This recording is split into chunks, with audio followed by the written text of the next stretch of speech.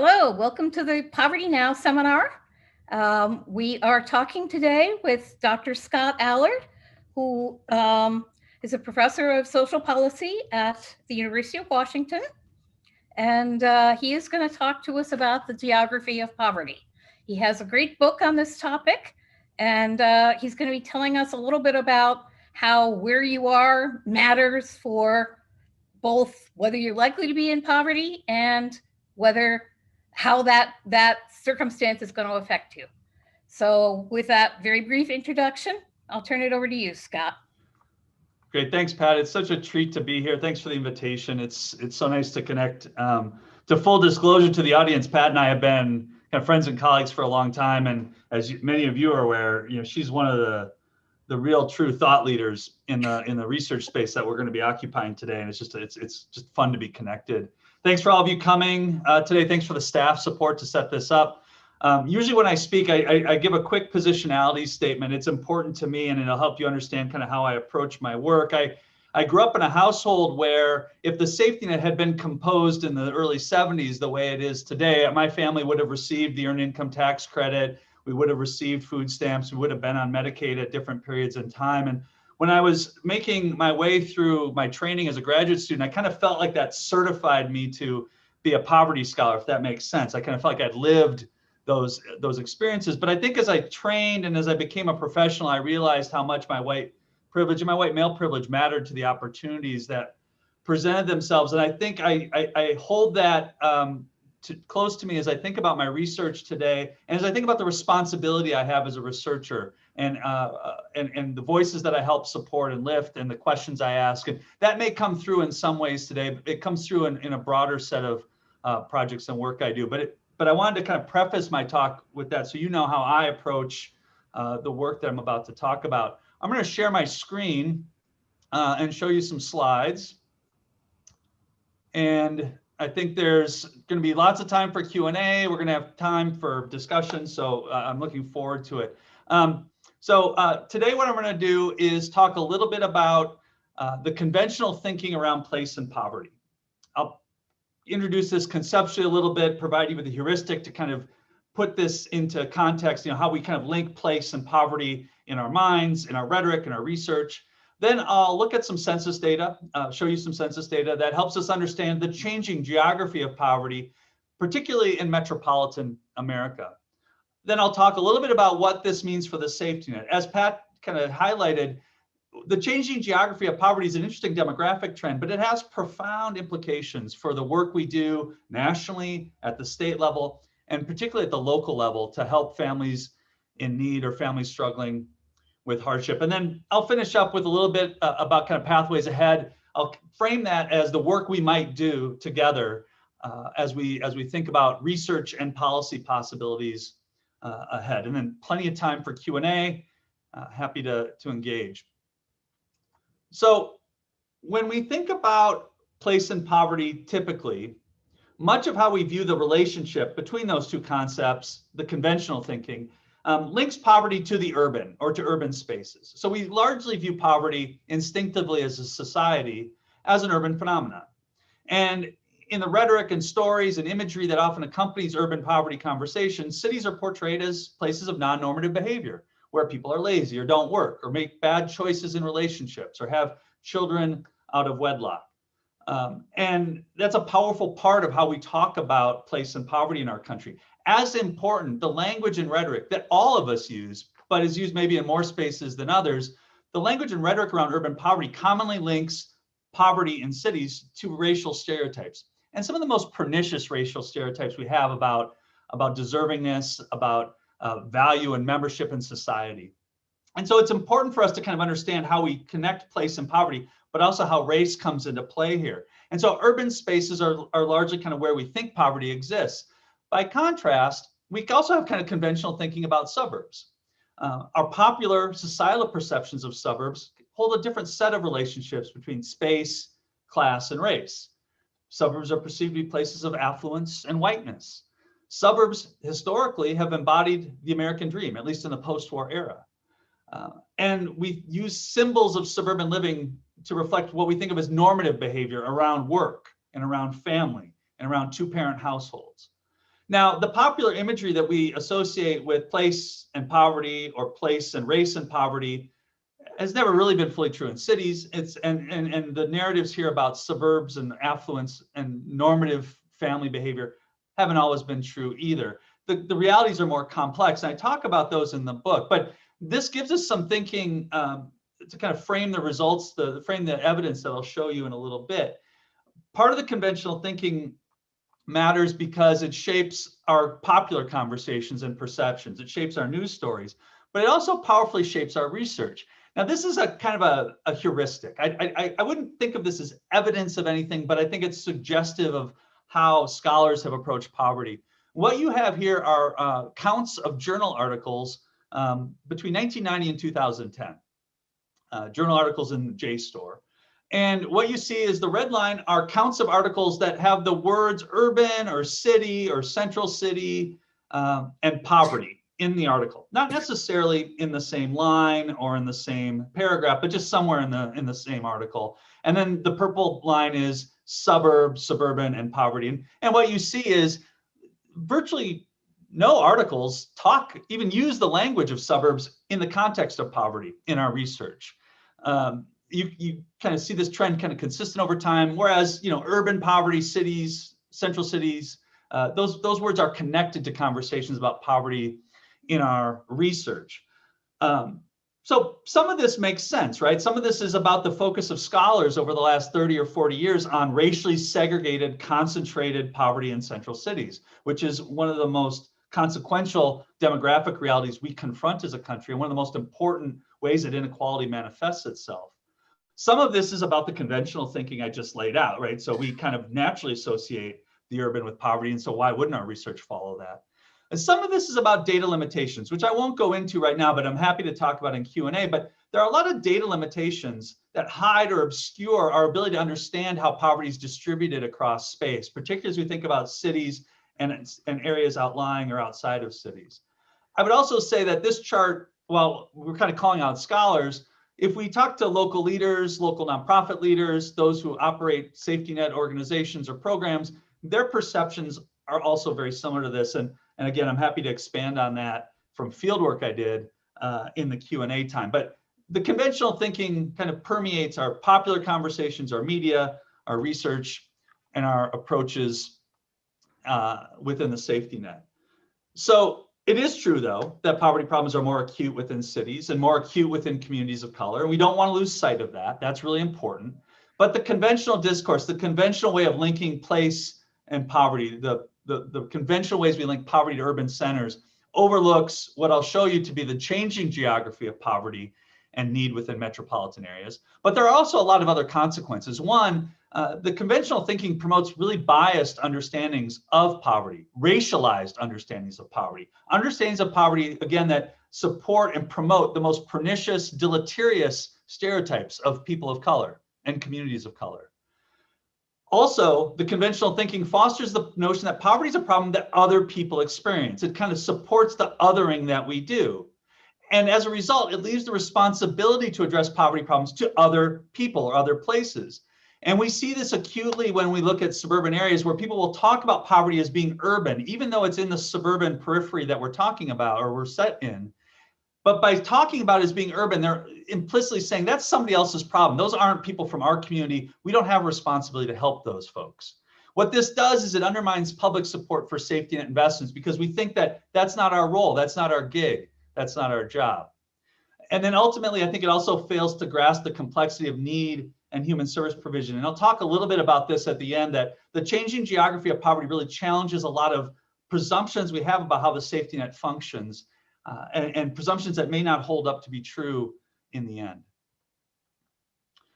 So I'm going to say a couple things as I start to look at some charts with you, just to kind of preface. So first, I'm going to present data in a couple different ways. One, I'll be presenting data on urban and suburban census tracts, coded as urban and suburban. Happy to talk about how I did that in the Q&A. I also will show you some rural county data to provide some comparison, because we want to be mindful of how rural places are changing and evolving over time. Sometimes I'll show you charts like this, which are urban and suburban census tracts in the largest 100 metropolitan areas. and show you urban and suburban counties, which are a little bit of a different geographic aggregation. The logics behind that are about data availability in some ways, about the limits of data in other ways, and also about how the safety net is composed. Counties often are the primary administrative unit for delivering safety net assistance. And so when I shift between demographic conversation and the implications for safety net, I'll be spending more time in those county spaces, as you will. My measures of poverty will be the official poverty measure, or OPM. Pat can tell you all the reasons why that isn't good, and I totally agree. And it would be awesome if someday we had the supplemental measure at a tract level, but we currently don't. OPM is really advantageous because it's been collected consistently across time and at very fine-grained levels of geography. And that allows us, through the census and the American Community Survey, to really parse out what's happening in cities versus suburbs versus rural areas. Now, here what you see is a chart of the number of poor people starting in 1990 and then following across your screen to 2017, which is the middle year of the 2015-2019 American Community Survey. So it's a 5-year data window, and I'm kind of centering it in 2017. And what you see is back in 1990, the green line reflects the number of poor people in suburbs. The blue line reflects the number of poor people in cities, and the red line reflects the number of poor people in rural areas nationally. Now, again, urban and suburban here are the top 100 metropolitan areas.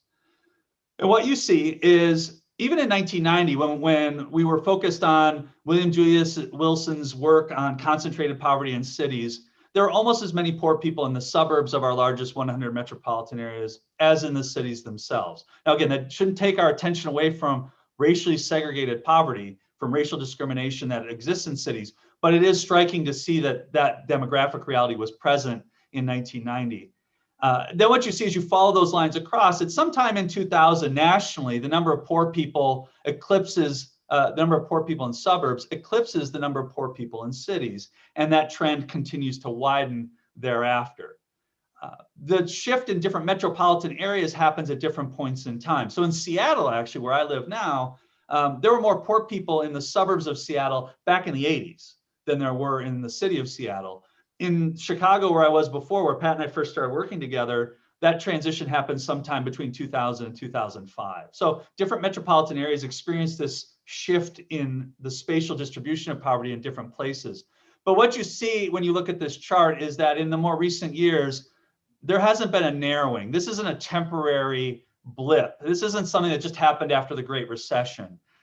The number of poor people in suburbs remains much, much higher than that in cities, and actually much higher than that in rural areas as well.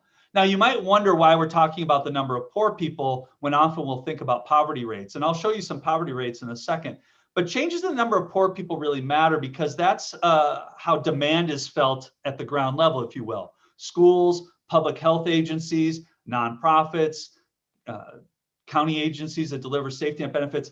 Slight changes in the number of people really change demand for assistance and help at the local level. And so thinking about the number of people is important if we want to get a handle on kind of the demand being placed on our community-based organizations. Now, I don't talk a lot today about the mix of factors, but just briefly, what I think is happening in this chart is people are becoming poor in place, largely in suburban America. Some of this is about migration, some of this is about immigration, some of this is about housing policy, but a lot of this, what we observe here are reflections of changes in economic opportunity for suburban residents, particularly those without a college degree. And I say that because the change in the number of poor people in suburbs is 2 to 3 times, in many places, the change in population growth. And we see these changes similarly in older inner tier suburbs as well as newer outer tier suburbs. And so I don't think this is something that's about people moving exclusively. That's part of it. But a lot of it is what's the opportunities that are available in suburban places have changed over time. And the economies of suburbs have shifted in a way that favor those with more advanced education and training. And that's had a big effect on folks at the bottom of the wage distribution. Also important to see here is that urban poverty hasn't gone away, right? Even though suburban poverty has gone up dramatically, the number of poor people in cities has increased fairly significantly over the last 30 years and remains much higher today than it was in 1990. And so we can't lose sight of the fact that urban poverty persists in our communities. Now, here's a chart that shows you some poverty rate figures. Poverty rates matter. And what you see here is the lighter bars are 1990, the darker bars are 2000, 2010, 2017, the darker blue bars here. And you see that poverty rates in cities and suburbs and rural places kind of increased a little bit after the Great Recession and then fell off as the economic recovery took hold. One of the things you will note here, and is a reason why we shouldn't lose sight of urban poverty problems, is that poverty rates in cities still remain about twice as high as in suburbs. Even though the increases in poverty rates in suburbs have been pretty durable over time. They're much higher, both in percentage and percentage point terms in suburbs today than they were in 1990 or 2000. And so, it's important to kind of, again, be able to understand the increases of need outside of cities, but also the kind of durable nature of urban poverty. Poverty is highly concentrated in cities. A large share of central city and urban residents live in high poverty neighborhoods, but that is actually becoming more of a suburban phenomenon as well. And I don't have slides here, but concentrated poverty is becoming a much more prominent reality in suburban America. And it just, again, underscores how pervasive poverty problems have been within cities, but also outside of cities. Now, Pat and I talked about ways that we could talk about what's happening today, post-COVID. One of the realities is we don't have really good local level poverty information that allows us to replicate the tables I just showed you for kind of current day realities. But we do have some county unemployment data, and I'm going to use this to kind of do a quick and dirty back of the envelope impression of how urban and suburban and rural poverty might have changed in the wake of the COVID recession. So a lot of data limitations here. What I'm going to show you, I would say, is again a heuristic, not something to kind of pinpoint as real accurate estimates, but I think it's telling. So what you have here are county unemployment rates in January 2020, just before the pandemic, in June 2020, and then in January 2021. And you see this big spike in unemployment in the summer of 2020, and then a gradual return to not quite, but near pre-COVID levels. You'll see that these increases in unemployment are fairly uniform across urban, suburban, and rural areas. And one thing to note here is you look at the bottom, I've separated urban counties by their suburbanicity. The limits of the data, this is the best I can do. So we have urban counties that are less than 1/3 suburban, urban counties that are 1/3 to 2/3 suburban, and urban counties that are 2/3 or more suburban. So you might have a place like Chicago, Cook County, where the city of Chicago is most of the county. That would be in the kind of less than 1/3 suburban. But a place like Seattle would be somewhere in the other two categories. And then you have pure suburban counties, which are those outside that primary urban center. So, we see unemployment rates increase. If we take these and try to convert them to poverty, I'm using an NBER algorithm of sorts from 2006. And again, this is not hard science, but it's a little bit more of an association. And back then, folks found generally that a 1 percentage point increase in the unemployment rate would equate to about about 1/2 of a percentage point increase in the poverty rate. So if we think that's still applicable today, here's kind of how poverty rates look across urban counties as they become more suburbanized, kind of purely suburban counties at the periphery, and then rural places. And what you see here is poverty rates have increased, if we kind of believe this kind of approach, if you will. They've fallen, as we would have expected, as people go back to work and as earnings start to approach pre-COVID levels. But it doesn't appear that the spatial distribution of poverty has been altered all that dramatically. It doesn't look like urban centers, highly urbanized places have fared all that differently than more suburbanized places. And so what I don't think we'll see when we get more accurate and textured data is a significant shift in the suburban versus urban distribution of poor people within our metropolitan areas. So that's important and interesting demographic work, but what does it mean for the safety net?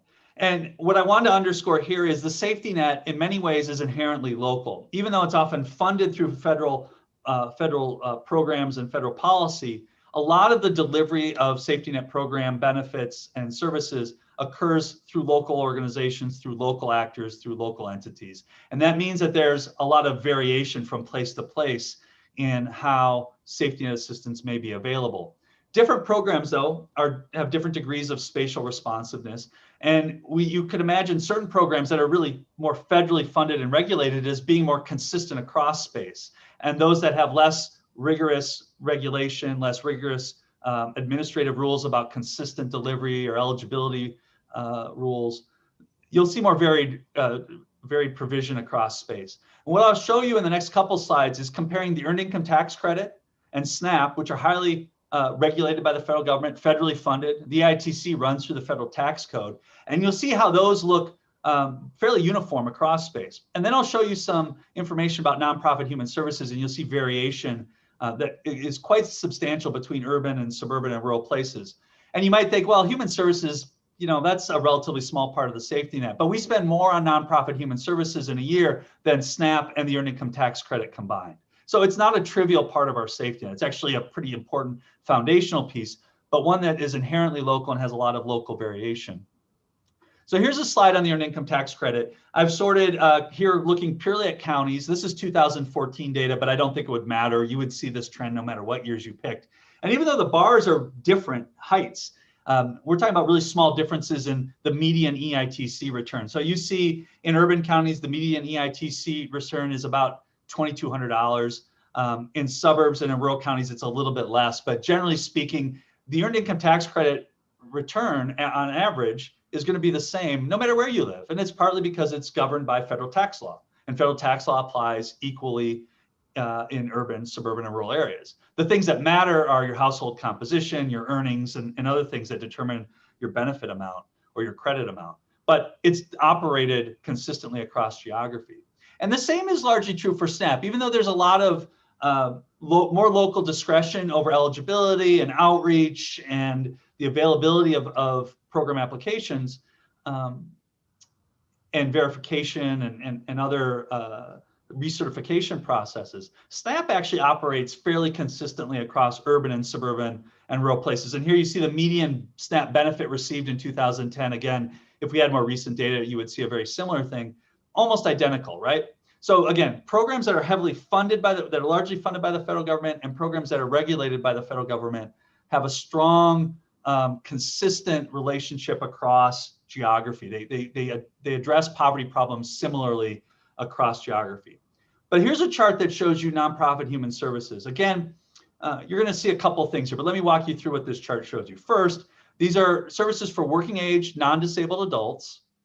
It's the median per person expenditure, not just per person, but per person with income below 150% of the federal poverty line. So families near or below the federal poverty line, the median per person expenditure in 2015.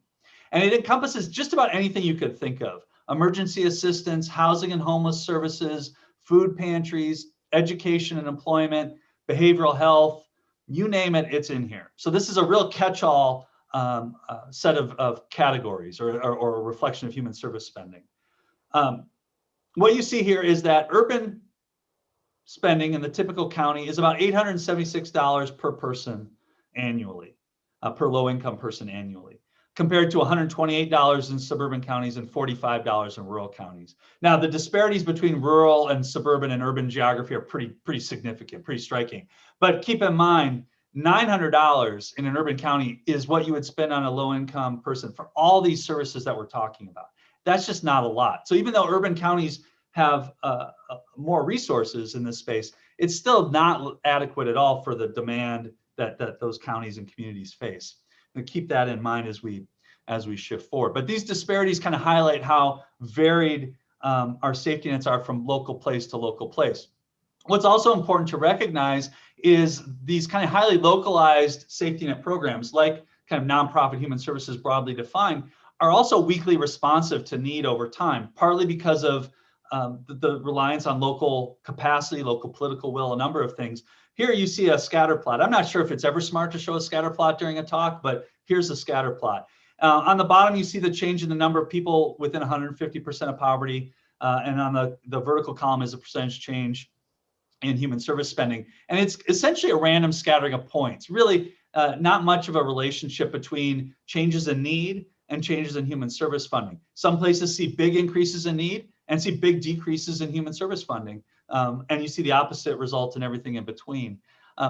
We don't really fully understand why this exists. It would be good and important dissertation work for grad students out there, but it's a signal of how weakly responsive the nonprofit components of our safety net are to changes in need at the local level. Now I'm just going to wrap up here real quick. Briefly, how do we explain some of the differences we observed by place in that prior slide? Some of it is about limited capacity and funds at the suburban and rural areas, both public and private funds. Many suburban and rural areas don't have the wealth, the charitable philanthropy, the tax bases to generate local own source dollars or capacity. And you see that in those charts and figures. Some of this is about competitive pressures and NIMBYism. And there is this sense that even if there were resources available, there's not necessarily the political will to create new human service capacity or new anti-poverty program capacity because of the worry that you might attract poor people from central cities. And NIMBYism is a prominent feature of that. People often don't want to have food pantries or behavioral health services in their backyards. And so those pressures and forces, we work to depress or kind of depress or minimize the amount of activity that's happening around safety net programs. There's perception gaps, like we talked about before. If we think of poverty as being urban, we never think of it as being a responsibility for us if we live in suburban areas. And the othering of the poor and the stereotypes we associate with poverty and with poor people also work to depress our investments. And then I think we can't have a conversation about the safety net response to poverty without talking explicitly about race and racial discrimination and anti-immigrant sentiment. Those forces are really powerful and prominent, not just in cities, but in rural and suburban areas, and work, again, to depress the safety net activity that exists in those places. So what is our work? What is my work? What is your work? What is our work together? First, I think it's important for us to continue to challenge stereotypes about poverty and its causes. And the stereotypes that are present today in our popular conversations and our political debates are the same ones that people have been kicking around since Pat first started studying poverty problems as a graduate student. It hasn't changed. We need to do more to challenge those stereotypes, particularly as they connect the responsibility for poverty to communities of color, kind of using really pernicious racial stereotypes. We need more funding at the federal level, and we're seeing that through the stimulus program, through the possibility of a child allowance, through expansion of funds to state and localities, which will probably support human services, but we need to kind of make that more consistent and more predictable over time. The only way we're going to seed capacity in areas where there aren't human service programs, where the safety net isn't meeting need, is to inject federal funds. That's how cities became such strong anchors for human service activity in the 60s and 70s. It was through federal funding, not through private activity. But at the same time, we need to expand private philanthropy. We need to cultivate new giving, and we need to better target that giving at places that are currently underserved or in communities that are underserved. We give a lot of money to charity in our country, but only about $1 in every $10 goes to anti-poverty causes, and we could do a lot better in that space. For me as a researcher, I think I need to be doing better work to translate what I do to policymakers, to policy communities, to safety net providers on the ground, and that's important to the role that I try to play in my research career, but it's one that I'm always trying to do better at, and I think many of us could probably see room for improvement in those spaces as well. Places like the LBJ School and the Evans School train the next generation of leaders. It's really critical that we do that through our master's programs, but also find ways to reach Indigenous leaders in suburban and rural communities to help build the next generation of local nonprofit and public leaders. We can do it through our graduate programs, but there's other ways we need to be reaching out and providing training, providing mentoring, providing support. And ultimately, we need to choose a shared fate. We're not going to be able to solve poverty problems in any one place if we aren't able to tackle poverty problems in all places. So with that, I thank you, and I'll turn it over to Q&A. Thank you so much, Scott. That was really, really helpful, and it's given me at least a whole lot to think about. One of the things that really struck me in thinking about this is the enormous differences across states. In a state like Texas, I mean, it isn't just an urban, rural, suburban kind of an issue, but it's also the case that states have very, very different levels of state support for anti-poverty programs. Right. And in a state like Texas, our support is much more privately funded than it is in a state like, say, Washington. Right. Can you talk a little bit about that and about what the implications of differences across states are and what kinds of things we might think about doing about that? Right. Yeah. So you're spot on about Texas. In fact, actually, the largest nonprofit human services in Texas basically are shadow governments for counties. They're providing a lot of services that in many places counties would deliver through county agencies, or that might be delivered through smaller nonprofits. But you have these large, really important kind of regional, cross-state kind of nonprofit organizations that do that work. In some ways, that reflects the political sensibilities and culture of Texas, right? We prefer to do things outside of government. We prefer small government. We prefer organizations that might have ties to faith communities. And so you do see some of that variation. You also see changes in levels of commitment. So even if you were to break out the data I showed you by region, you would find that states and counties in the Northeast and the Midwest spend a lot more on human service programs and anti-poverty programs than states in the Southeast and the Southwest. And what that means is that it's not just whether you live in an urban or suburban or rural area nationally, but it means that what state you live in powerfully shapes it. And in some ways, the inequalities are kind of inequalities that we wouldn't accept in any other way. We wouldn't accept a system where the minimum wage paid, 50 cents in one place and $10 in another place. But that's actually the disparities that we see when you compare rural and suburban counties in Texas and Georgia to rural and suburban counties in the Midwest and the Northeast. There are big disparities. I think part of what's happening here too is for those who kind of support a progressive agenda, a lot of the energy and attention has been focused on national level policies and spending, and not as much on state legislative activity and on providing ideas and policies for states or evidence that would support greater state funding. And I think while we want to build a stronger set of national institutions and kind of more robust spending, we do also have to make sure that we're kind of working in states and in counties and in cities. And so I think part of the challenge for folks who look at these inequalities that we've been discussing today and want to do better is having a national and a subnational strategy so that state legislatures start to think about their role and obligations and the value of providing all kinds of services that help people manage moments of hardship, but ensure that they don't get stuck. Services and programs that help our communities become more vibrant and robust and productive. Hi, that's really helpful. I just one quick follow-up question on that. The current the stimulus legislation that has just gone through includes both a large increase in the federal commitment to anti-poverty efforts and in the federal pass-through to states and localities. Can you talk a little bit about how that's going to shift the relative importance of these two different kinds of aid? Yeah, that's a great question. I think let me see. Let me pause. So there's a couple of things. One, these funds that states will receive can be distributed in lots of ways. And I think it's relatively ambiguous and uncertain about how states will choose to use the funds that they're receiving right now.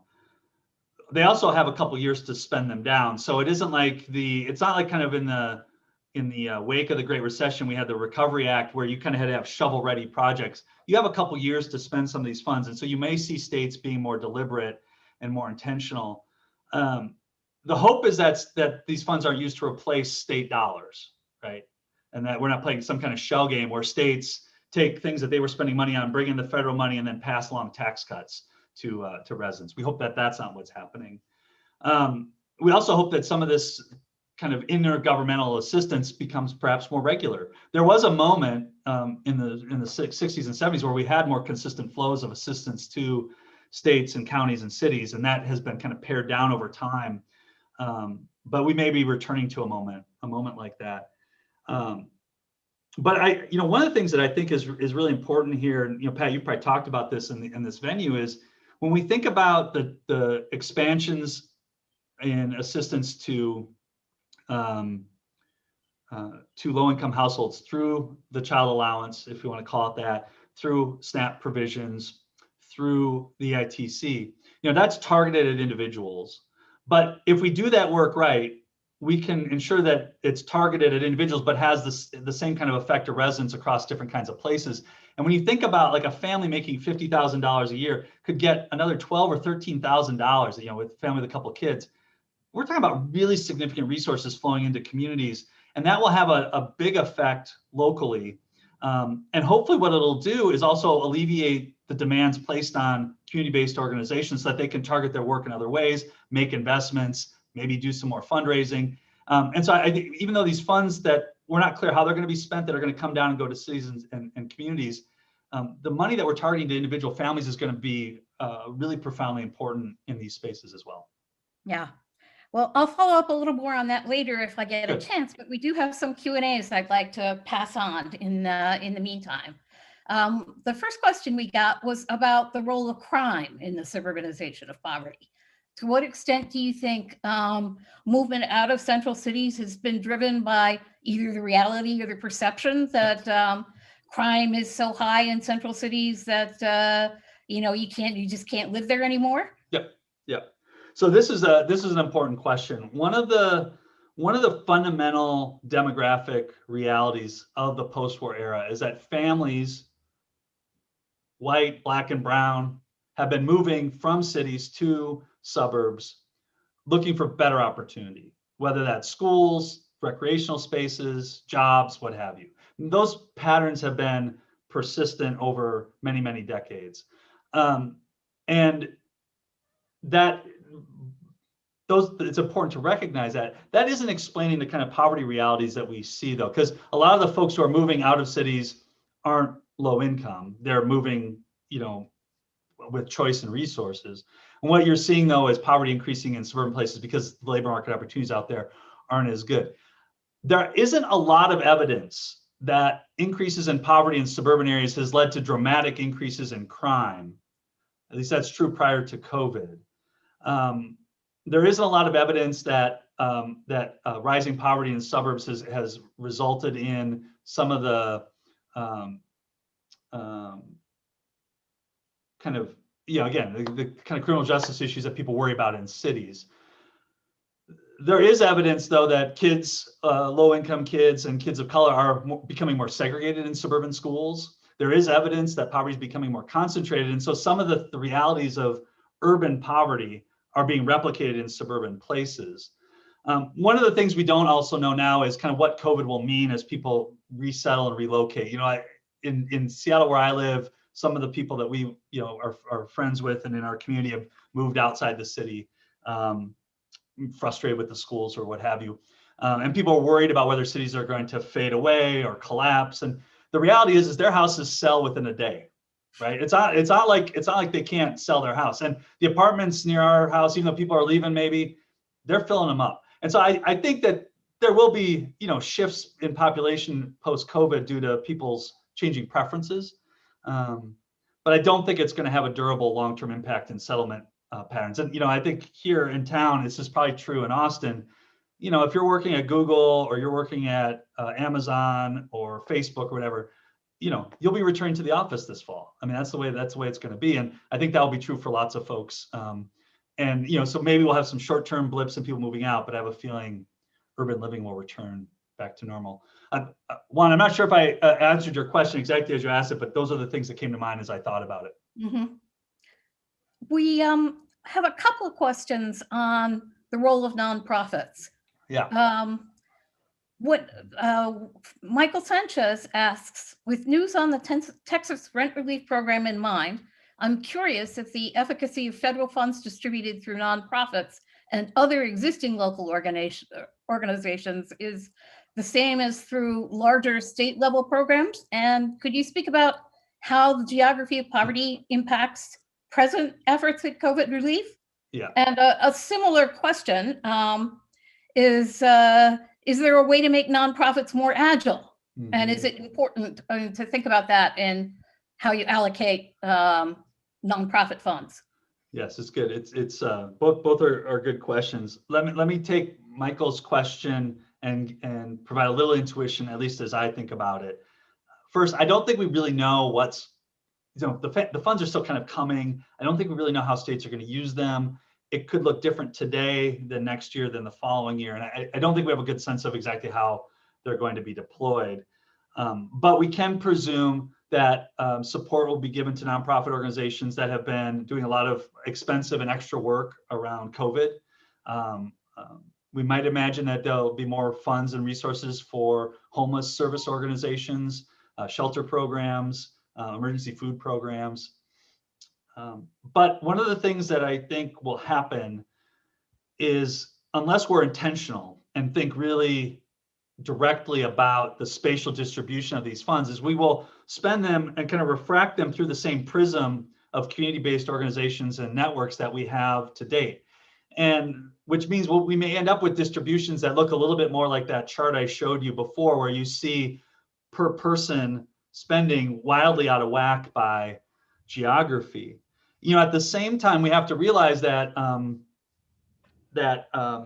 it's hard to build capacity overnight in suburban and rural places. So we might have new funds. We might be wanting to spend money outside of central cities, but we just can't grow nonprofits overnight. And we take for granted the human service sector that exists in cities. And this is going to be true in Texas as well as here in Seattle, Chicago, wherever you are. A lot of the organizations that we identify in cities as being kind of long-term human service providers got their start in the 60s, 70s, and 80s. They've been around for a long time. Now, there are some new ones, but the bulk of our capacity predates Ronald Reagan, right? If you want to think about that, or George Bush or Bill Clinton.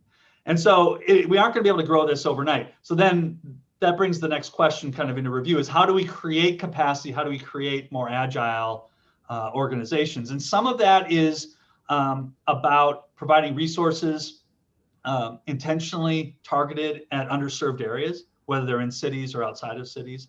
Some of it's about trying to make sure we're supporting Indigenous leadership. It's hard for regional nonprofits to step into a new area if they don't have community groups and leaders to work with. It's hard to build trust. It's hard to coordinate. So some of that matters.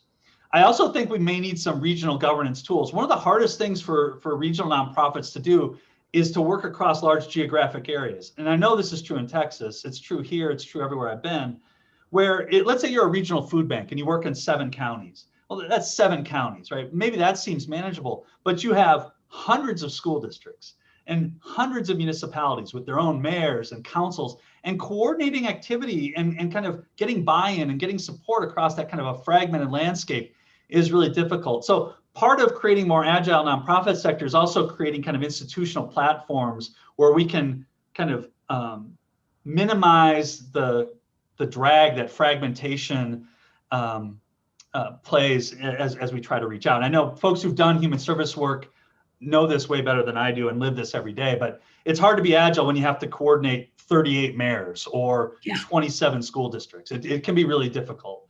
And so part of the solution is not just money, not just Indigenous leadership and organizational capacity, but kind of solving that fragmentation problem. Yeah, I think that's a really important issue. I think another issue that has also been brought up by one of our participants is what is the role of transportation issues in suburban poverty? Is the fact that that the nonprofits that exist are way more spread out, is that also a factor in providing services across suburban poverty landscape? Yeah, that's spot on. I don't see kind of who to assign that awesome question to, but it's an important one. There's a lot of things happening that transportation connects to. One, the nature of labor markets has shifted. It used to be that people would commute from cities out to suburbs for work, and now increasingly, particularly for low workers in low skill or low wage jobs, the commutes are often in, and that means reliance on transportation systems that weren't necessarily built for that. It means reliance on cars, which are expensive. It also, a lot of the low wage, low skill work commutes are in the suburban periphery, and we don't have very good suburban to suburb public transportation. And so work commutes are really challenging, and I think we're only kind of really starting to understand how the labor market's changed since the 90s and how commutes are changing, and there's a lot to do there, and COVID probably disrupts some of that. With the nonprofit sector, the question hits it right on the head. one of the challenges for nonprofits is the kind of economies of scale, and generating the economies of scale. You need to have an office that you can hire staff in and generate enough revenue and throughput to operate. And sometimes it's hard to do that. And you end up doing satellite work where you're kind of commuting out far out, and maybe you're open one day a week, or you're sending people in mobile vans, or you're sending caseworkers or folks out to households. And it's hard to serve lots of people with those models. And so you have transportation challenges confronting nonprofits as they try to kind of find economies of scale and find revenue models that work. And then for folks in suburbs, the same problems that we face in commuting to work are also the same ones that you would face in terms of commuting to get help. And there just aren't the suburban public transit infrastructure. It just doesn't exist in a way to facilitate people getting to a food bank or getting to a job training program, getting to their kids' school and childcare. It's really, it's as hard to coordinate that in suburb to suburb way as it is from a city to a suburb kind of path.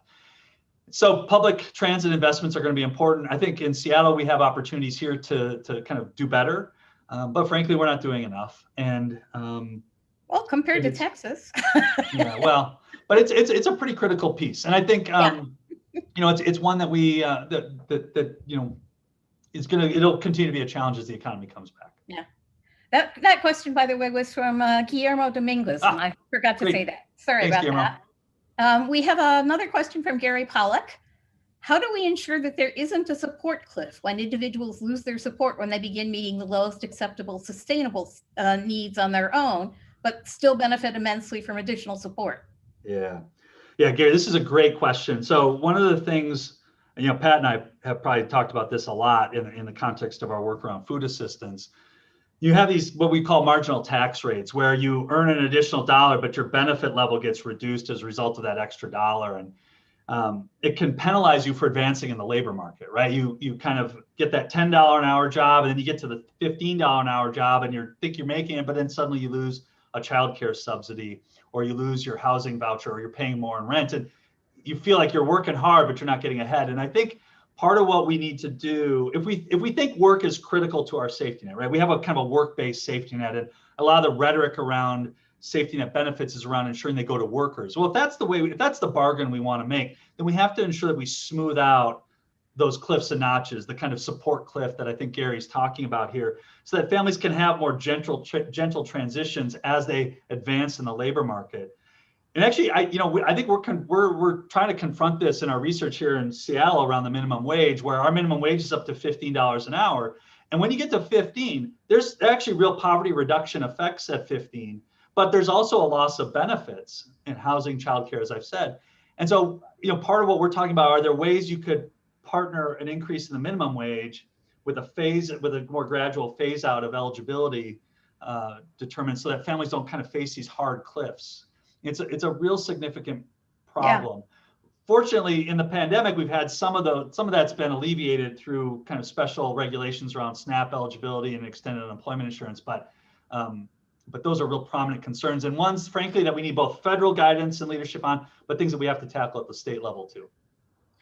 A sort of piece of this that is a thing that I've spent a lot of time worrying about is that the highest poverty rates are for families with children and the elderly, once you, recalculate the poverty rate to be a more reasonable measure.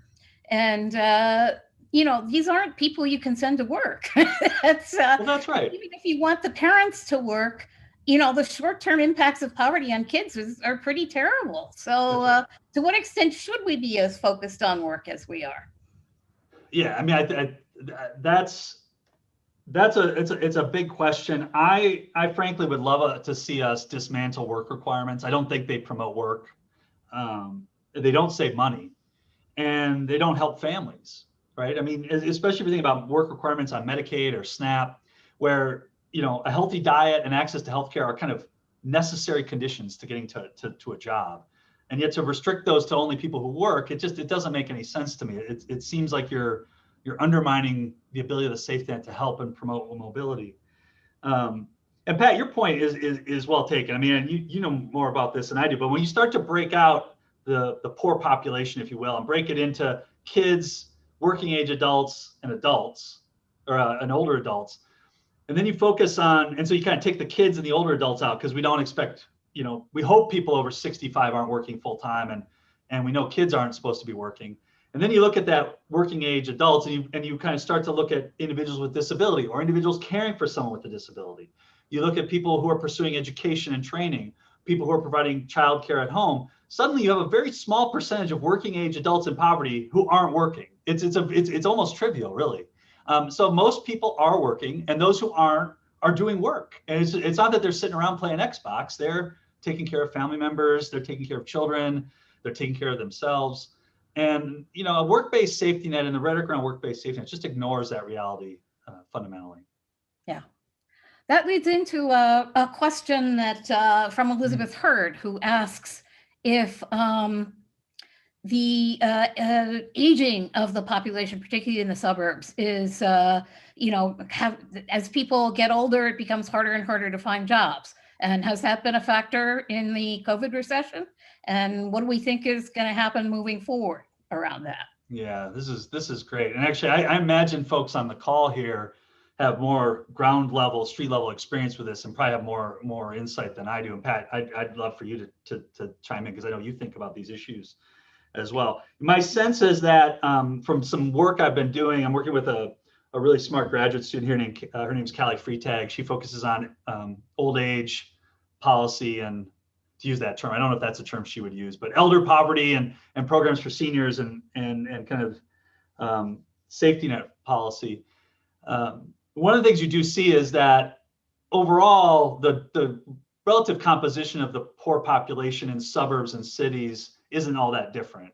It doesn't look like there's an aging element to it, but you do see regional differences in poverty across the life course. And some of the biggest increases in poverty among older Americans are happening in the Western states and counties and cities, much higher rates of increase in poverty and exposure to poverty than in other places.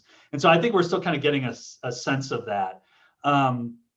But one of the things we do worry about, though, in this space is older adults, especially if they're living in suburban and rural areas. It's easy to become isolated, particularly in COVID, particularly if you don't have transportation resources that can get you to services. And in this moment, community centers and senior centers aren't even operating or operating at lower capacity. And it does create concern, not just about the presence of poverty, but also about our ability to respond to the needs that people have in those spaces.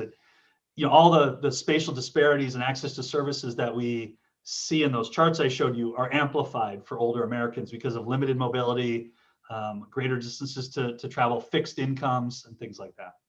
Yeah. I don't know, Pat, if you have thoughts on that. Yeah, I do have a lot of thoughts on it, but sadly, we're almost out of time. So I'm going to give you our final question from Juan Pablo Garnham, who asks, what about the issue of moving to poverty? That, there's the contrast. I mean, there are two possible approaches to dealing with poverty. One is to worry about getting the money to the person, and the other is to worry about getting the money to the place. Yeah. And can you talk a little bit about that? Yeah, I think that the way you framed it, Pat, is really spot on. We can think of investments in people, and we can think of investments in places, and we know that investments in people do matter to places. But we've really walked away from investing in places over time, and even moving to opportunity. This housing voucher program that Juan Pablo's talking about here, it's providing a voucher to an individual family, and it does have implications in space, but we've gotten out of the business of thinking about how we can revitalize and invest in communities, and it may be time for us to think about that. Evidence of moving to opportunity it kind of has some really clear findings, right? Clear takeaways that are relevant to our conversation. One, we know that growing up in a poor place as a kid is really bad. Pat alluded to that earlier. Really bad for immediate and long-term outcomes. We know that kids that move to less poor places earlier in the life course do a lot better. And you can look at Raj Chetty's work with his colleagues at Harvard around that. Many of those families still aren't, we're not talking about giant leaps in mobility, but you're talking about, differences of several $1,000s in earnings annually, which accumulates over the lifetime. We also know that families that move to lower poverty areas experience better health, less stress. Maybe back to the question that was posed earlier about people moving out of suburbs are moving to suburbs to get out of the city. We know that people are living in healthier places and they're having healthier lives as a result. There are more mixed results on schools, but it looks like kids, when they move early, do better in some of those ways too. I don't think the solution, though, is for us to just start to relocate folks. It's to really take the lessons about, well, what is it about those destinations that matters? And it's about high quality schools. It's about quality, affordable housing. It's about having access to jobs and employment opportunities that can help support your family. But critical in that is families still need to be connected to their communities and to their cultures. They need to have services and programs that work for them, as they identify, whether that's racial or ethnic or LGBTQ status.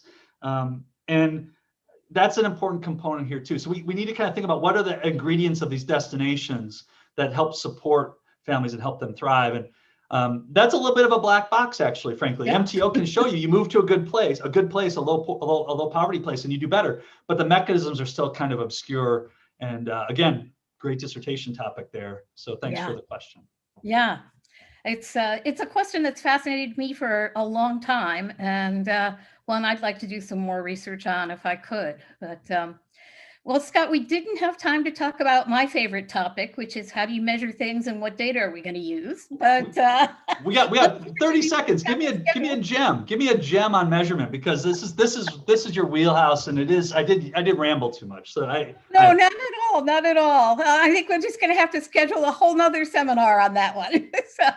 Well, it is true. Measurement really matters here, and one of the things I said earlier is if we could get SPM out in census tracts and feel good about those estimates, we would actually see trends in elder poverty more clearly, right? We know that poverty rates among older Americans increase when we take into account the supplemental measure. And as you all know, Pat was at the core of that work. We also know that poverty might fall for kids. And so kind of what I described before, some of the relationships might change. And we might see more stark regional differences. So states like Texas and Washington might look really different because of the kind of relative difference of supports. So I'm hopeful for that. I don't know if we'll get to that point, but I'm hopeful for that.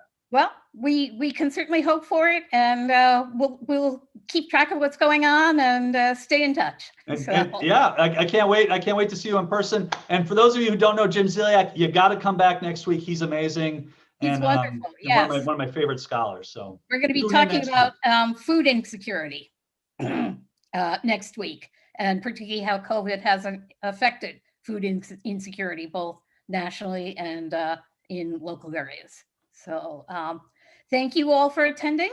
It was great for you guys to come, and see you next week. Thanks, Pat. Be well. Bye-bye. You too.